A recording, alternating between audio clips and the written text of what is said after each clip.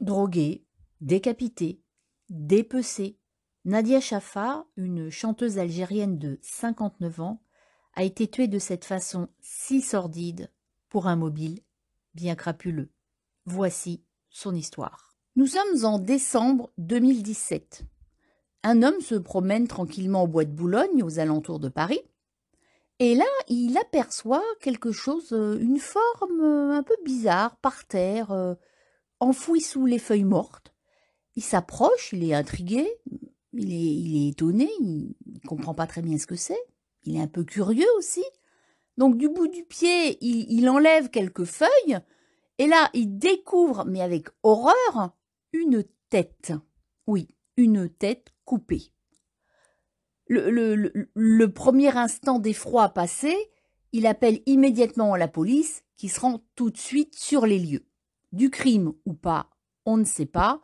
En tout cas, la police arrive et gèle la scène avec les fameux cordons. Elle évacue les badauds. Et s'il y a une tête, il y a probablement le reste. Et malheureusement, ils vont découvrir des membres éparpillés, pas très loin de la tête, et très mal dissimulés, des bras, des jambes et le torse qui ont été maladroitement ensevelis sous des feuilles mortes. Bien sûr, avant toute chose, la première tâche des enquêteurs, c'est bien évidemment d'identifier la victime.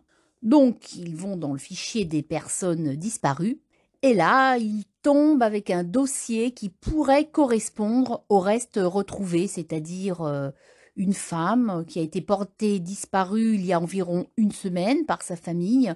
Elle pourrait ressembler à la victime. Même taille, même couleur de cheveux.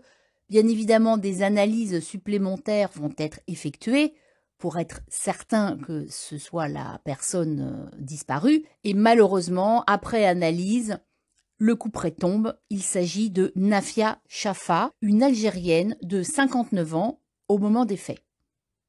Alors, je vais vous parler un petit peu de Nafia. Qui c'est?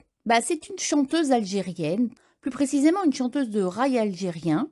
Alors le raï, c'est un mouvement musical qui est né il y a pas mal d'années en Algérie, en contestation un petit peu avec la musique traditionnelle. Elle s'oppose au schème, au canon de la musique orientale, qui a des règles très précises. Et le raï, c'est une musique populaire appelée musique sha'abi, avec des instruments de musique occidentaux qu'on mélange avec les instruments traditionnels arabes tels que le oud, le luth. Et la consonance mélodique n'est pas du tout la même que la musique traditionnelle.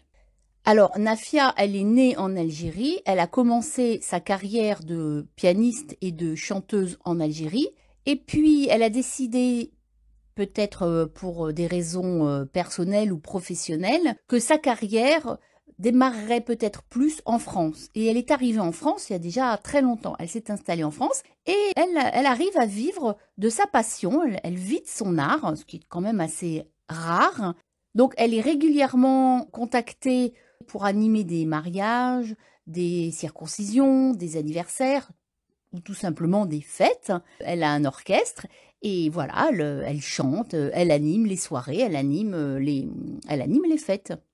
Nafia, c'est une personne assez simple, bon, qui vit comme un artiste, qui est très souvent en tournée, qui rencontre beaucoup de gens, qui fait la fête très régulièrement. Mais Nafia, elle a aucun ennemi. Personne ne lui connaît d'ennemis qui aurait été capable de la tuer et de la tuer d'une façon quand même absolument effroyable. Comme d'habitude, l'enquête commence en interrogeant la famille, qui est tout de suite mise hors de cause, les amis, qui sont tout de suite innocentés parce que les alibis, il n'y a pas de problème d'alibi, donc ils sont tout de suite évincés de la liste. Par contre, parmi les amis, il y en a quand même deux qui retiennent particulièrement l'attention des enquêteurs. Il s'agit de deux hommes, et plus précisément de deux frères, les frères Haït ou Aret. Alors, ces frères, ils sont tout de suite, comme je l'ai dit, dans le collimateur de la police, parce que déjà, leur version n'est pas cohérente. Ils changent souvent de version, d'ailleurs. C'est jamais la même. Ils s'embrouillent dans leurs déclarations. Lors de l'autopsie, le légiste affirme que le décès remonte à environ 2-3 jours avant la découverte du corps. On va demander aux frères ce qu'ils faisaient le jour supposé du crime. Et là, ils n'ont pas vraiment d'alibi. Donc, la police, elle les suspecte d'emblée. Voilà, c'est tout de suite eux. On arrête d'interroger les autres amis, on arrête d'interroger tout le monde. La police se focalise sur eux. On va demander, bien évidemment, une perquisition et on va découvrir du sang appartenant à la victime mélangé au sang d'un des deux frères dans la salle de bain de ce dernier. Il s'agit de Mustapha, le frère le plus âgé, qui a environ une cinquantaine d'années. Alors, le frère nie catégoriquement, mais non, c'est pas moi, j'ai rien fait, c'était ma meilleure amie, je la connais depuis très longtemps, je suis triste, c'est mon amie de cœur, comment pouvez-vous m'accuser? Lorsqu'on va demander à Mustapha d'expliquer pourquoi le sang de la victime se trouve mélangé à son propre sang chez lui dans sa salle de bain, il va donner sa version que je vais vous donner maintenant. Il explique qu'en fait, c'est pas lui, c'est pas moi, c'est mon frère qui a tué Nafia. C'est mon frère parce que Nafia, elle ne l'aimait pas et elle lui faisait sentir. Il était jaloux de la relation que j'avais avec Nafia. Nafia et moi, on se connaît depuis très longtemps. Je l'ai rencontrée, j'avais une dizaine d'années en Algérie. Et elle m'a hébergée quand je suis venue m'installer en France. Elle m'a un petit peu hébergée et je travaillais avec elle. Et mon frère Saleh, il est très jaloux de cette relation. C'est pour ça qu'il l'a tuée. C'est lui. Et quand je suis rentrée chez moi, j'ai vu mon frère nettoyer des vêtements imbibés de sang. Et quand je lui ai demandé qu'est-ce que tu as fait, il m'a cassé la gueule et j'ai saigné. C'est pour ça que mon sang s'est retrouvé mélangé au sang de Nafia. Mais pour rien au monde, j'ai tué. C'est pas moi, c'est mon frère. Bon, la police est obligée de... elle va interroger le frère, que voulez-vous? Donc, elle interroge Saleh, qui va donner sa propre version. Et là, il va dire « Mais non, mais c'est pas moi. Moi, j'ai rien fait. C'est Mustapha qui a tué Nafia. Moi, je suis innocent. C'est un manipulateur. Il vous a raconté n'importe quoi. Il l'a tué parce qu'il était amoureux de Nafia. Mais Nafia, elle n'était pas du tout amoureuse de lui. Et par dépit amoureux, il l'a tué et il me fait porter le chapeau. C'est un machiavélique, mon frère. Je vous affirme, c'est pas moi. J'y suis pour rien. » Les enquêteurs sont bien en peine de discerner lequel des deux dit la vérité. Elle a deux coupables, deux versions qui se tiennent, deux mobiles qui se tiennent. Alors, lequel des deux a tué Nafia? Et deux frères comme ça qui s'accusent mutuellement d'avoir commis un meurtre, c'est quand même pas banal. Alors, je vais vous raconter un petit peu la vie de ces deux frères. Mustapha, il est né en Algérie, il y a une cinquantaine d'années. Et il a découvert, à l'âge d'une dizaine d'années, la musique. Il s'est pris de passion pour la musique grâce à Nafia. Eh oui, il l'a vu un jour jouer en concert et il est tombé littéralement, pas amoureux d'elle, on va dire que c'est un coup de foudre artistique. Il a eu une révélation ce jour-là et il a décidé de faire de la musique. Il est devenu pianiste. Donc Mustapha, c'est un musicien, il adore la musique orientale, il chante, c'est un artiste aussi, donc il a beaucoup de points communs avec Nafia. Et à l'âge adulte, il a quitté l'Algérie pour pratiquer son art et aussi pour poursuivre ses études d'informatique qu'il avait entrepris. En France, il a repris contact avec Nafia. Et Mustapha, il accompagnait souvent Nafia lors de ses tournées. Il joue du piano, donc il jouait avec elle de temps en temps lorsqu'elle était invitée pour animer des fêtes. Mais bon, c'est pas que la musique n'a pas voulu de Mustapha, mais il n'a pas fait carrière dans la musique. Il n'a pas fait carrière comme artiste. Le frère cadet, Saleh, il n'a pas eu la même vie que son frère aîné. Il est né également en Algérie. Mais lui, sa vie, elle est pas marrante. C'est-à-dire, dès son plus jeune âge, il s'est mis à zoner, il travaillait pas, il errait dans les rues, il avait de mauvaises fréquentations, et puis il est tombé rapidement dans la drogue, il fumait beaucoup de hache. Bon, il n'avait pas de but précis dans la vie, il n'avait pas de passion, il n'avait pas de travail. Il était souvent aglandé dans les ruelles en Algérie. Puis un jour, alors qu'il fumait, il a été pris à partie par des islamistes qui lui ont mis une rouste, qui l'ont vraiment tabassé, et ils l'ont menacé de mort s'il le surprenait à nouveau en train de fumer. Voilà, ce sont les frères musulmans qui lui ont dit, si on te revoit en train de fumer, on te tue. Voilà, tu es un mécréant, c'est contre les préceptes du Coran, donc on veut plus jamais te voir traîner dans la rue avec de la drogue. Là, Saleh, il a eu peur de ces menaces et il est parti. Il est parti d'Algérie et il est venu se réfugier en France où son frère, Mustapha, l'a hébergé. Du moins, pour un temps. Mais comme en Algérie, Saleh, il n'a pas de chance, ou on va dire que la chance ne lui sourit pas. Pareil, ce sont les mêmes galères, les petits boulots à droite, à gauche, les mauvaises fréquentations. Et puis, il retombe dans la drogue, et là, carrément, c'est de la drogue dure.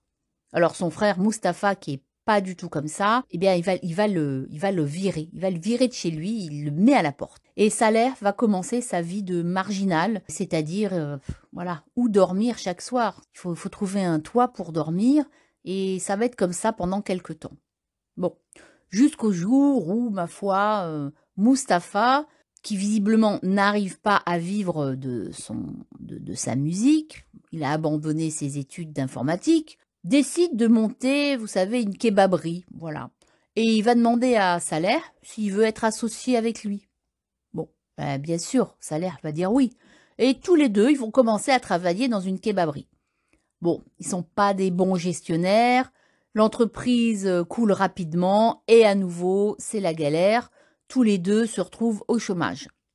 Mustapha va se retrouver à la rue et il va faire une tentative de suicide. Il va prendre des médicaments, beaucoup de somnifères. Heureusement, la tentative de suicide échoue, mais par contre, il va être diminué physiquement.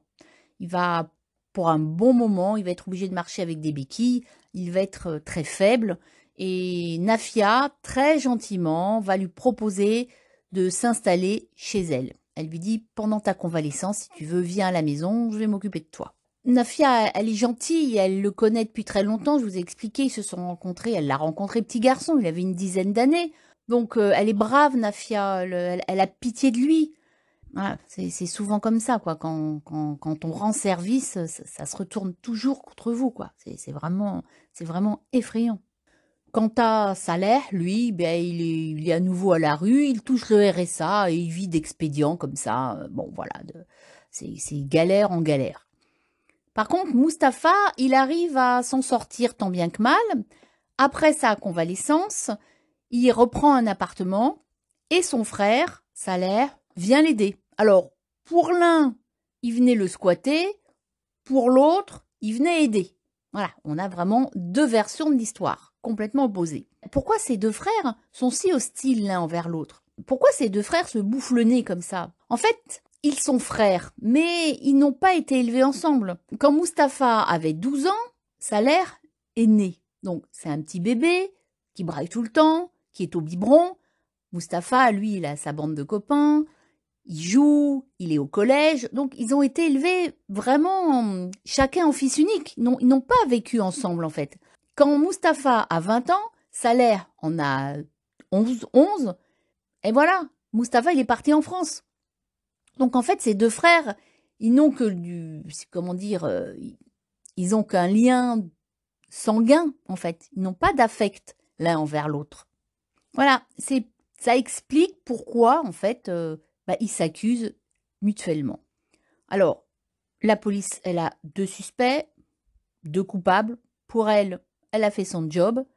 Elle refile les deux hommes, on va dire, à la justice. Maintenant, c'est à la justice de se débrouiller, c'est à la justice de savoir lequel des deux a tué Nafia.